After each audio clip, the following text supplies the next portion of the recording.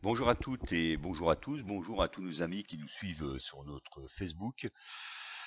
Donc voilà une autre vidéo pour vous signifier que le 23 avril, un deuxième CHSCT depuis le début du confinement s'est tenu. Un CHSCT dense. Plusieurs points étaient à l'ordre du jour durant cette vidéo et avant le compte-rendu qui est actuellement en cours de rédaction. Je vais vous faire part de deux points importants qui ont été débattus. Le droit d'alerte déposé pour danger grave et imminent par notre organisation syndicale et le télétravail, conformément à nos prérogatives de membres du CHSCT en termes d'hygiène, de sécurité et de conditions de travail, et face aux carences de prévention permettant de garantir la sécurité et de préserver la santé des personnels, nous nous sommes trouvés dans l'obligation et la nécessité de lancer une procédure pour danger grave et imminent.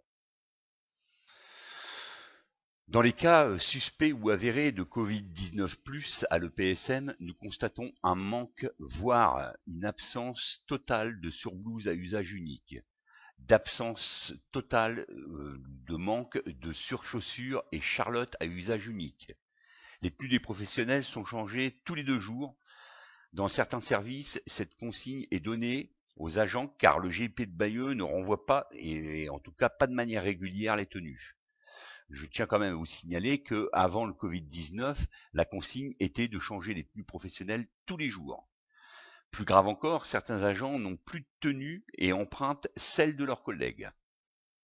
D'autre part, depuis le début de la pandémie, les membres CGT au CHSCT demandent l'ouverture d'un service d'hospitalisation transitoire afin de confiner les patients qui arrivent dans notre établissement pendant 14 jours, et ce avant qu'ils intègrent leur service de référence pour éviter la propagation du virus.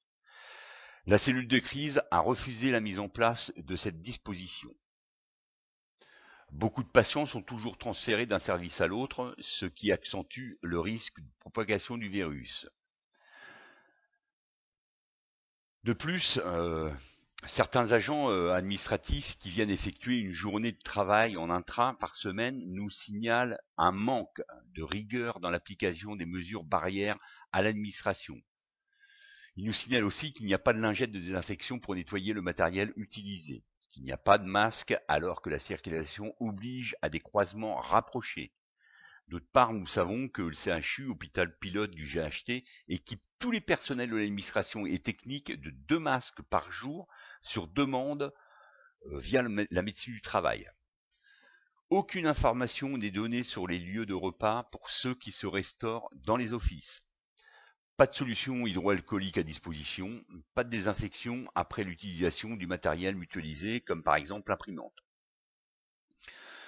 En ce qui concerne les agents des services techniques, ils doivent avoir à leur disposition un stock de masques afin d'éviter des déplacements inutiles dans les services où ils doivent se rendre. La CGT est intervenue à plusieurs reprises et a obtenu que les agents des services techniques aient des masques dans leur propre service. Nous veillerons à ce que cette mesure soit appliquée. Pour ce qui concerne l'équipe ménage, le nettoyage et la désinfection quotidienne des services s'avèrent hautement nécessaires. Un groupe d'agents du service ménage assure cette tâche. Ce groupe se déplace d'unité en unité, d'étage en étage, et augmente ainsi le risque toujours possible d'une migration du virus. Les membres CGT au CHSCT ont demandé de dédier un agent de l'équipe ménage par service pour limiter ce risque. Cette demande a reçu de la part de la direction une fin de non-recevoir. Maintenant, en ce qui concerne le télétravail, les agents qui sont en télétravail depuis le 18 mars, date du début du confinement, sont appelés pour effectuer une journée de travail par semaine en intra, alors qu'il n'y a pas de nécessité absolue. L'activité est réduite. Il y a beaucoup moins de communication téléphonique, peu de courriers à traiter. Certaines tâches peuvent être reportées ultérieurement. Dans ce contexte, alors que les directives nationales sont de maintenir le télétravail au-delà du 11 mai, date du déconfinement progressif, pourquoi rappeler les agents qui continuent leur activité depuis leur domicile en télétravail? Certains agents de l'EPSM ont pu organiser la continuité de leur activité en télétravail Cette réorganisation s'est réalisée grâce aux initiatives et à l'engagement des professionnels conscients de la nécessaire poursuite de leur activité et respectueux des mesures de prévention dictées. A contrario, depuis l'annonce de la poursuite de ces mesures jusqu'au 11 mai, la direction des ressources humaines de l'EPSM revient sur le recours au télétravail à distance en demandant au personnel de travailler en présentiel, selon les termes de la DRH, sur le site de l'EPSM. Cette volonté va à l'encontre des mesures de distanciation sociale qui ont contribué à entraver l'épidémie. Les professionnels s'interrogent sur les motivations qui poussent la direction des ressources humaines à revenir sur les dispositions qui permettaient l'exécution du travail à distance. Pour rappel, les salariés en télétravail n'ont pas choisi cette situation. Ils ont répondu avec l'aval de leur encadrement à une consigne de prévention. Cette réorganisation engendre des difficultés quotidiennes pour les agents et ne satisfait personne. De plus, la contradiction entre les préconisations des pouvoirs publics et les injonctions du DRH place les salariés dans une situation difficile et stressante, dans un contexte déjà anxiogène. D'autre part, l'exigence du retour en présentiel se fait sans concertation et sans préparation. Ce n'est pas compris par les agents qui en déplorent la brutalité. Nous, membres du CHSCT, nous avons demandé à ce que les agents en télétravail, dans le cadre des mesures de lutte contre l'épidémie Covid-19, puissent continuer à exercer leur mission à distance.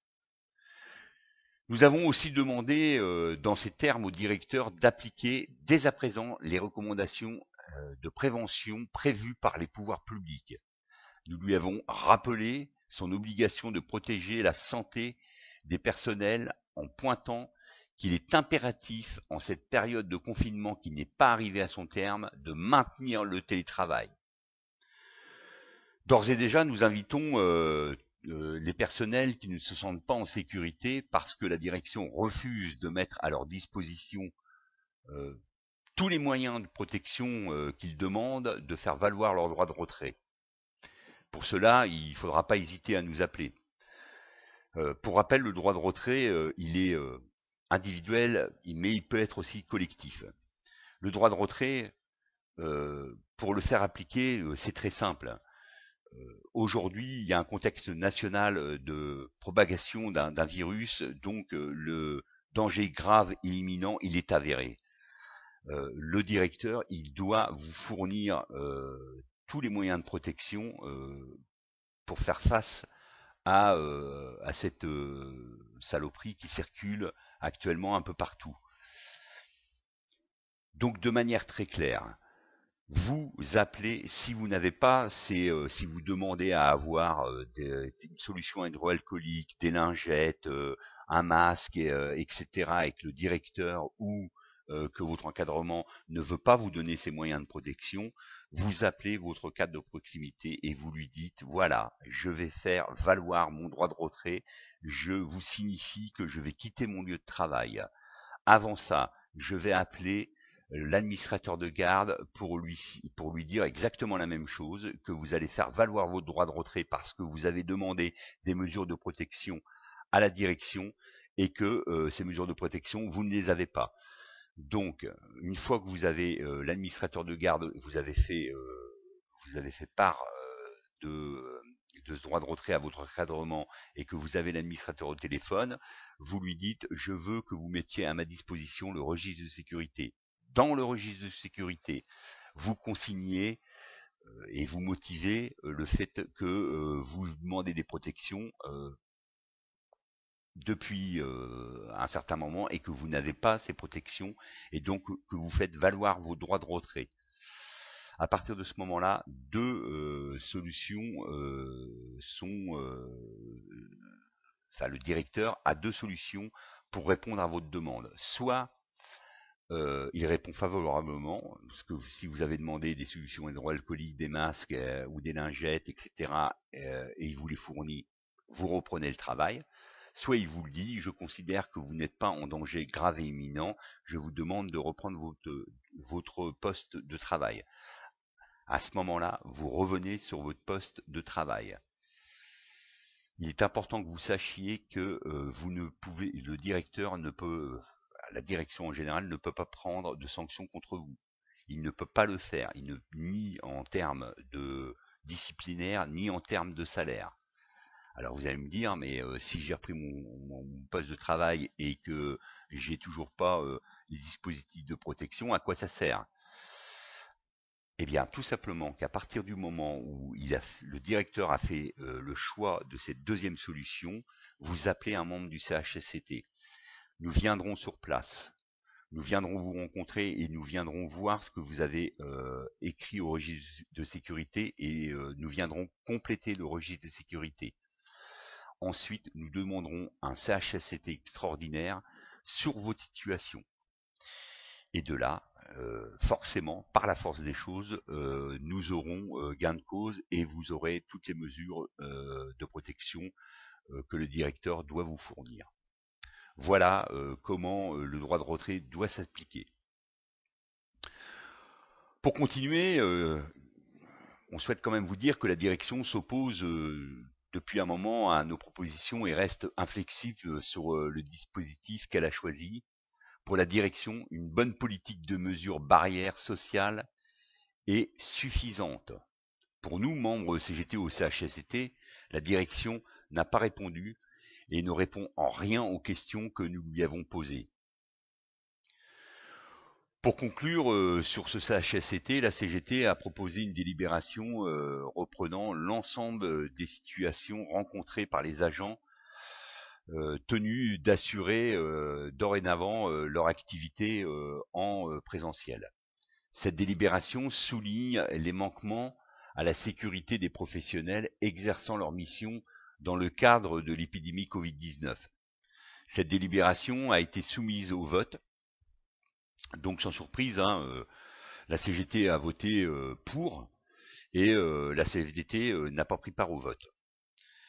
Voilà un petit peu ce qu'on pouvait vous dire. Il y aura un complément d'information dans le compte-rendu CHSCT que nous avons fait. Alors vous allez vous dire, mais là, vous concluez en nous disant la direction ne répond pas aux questions que vous avez posées.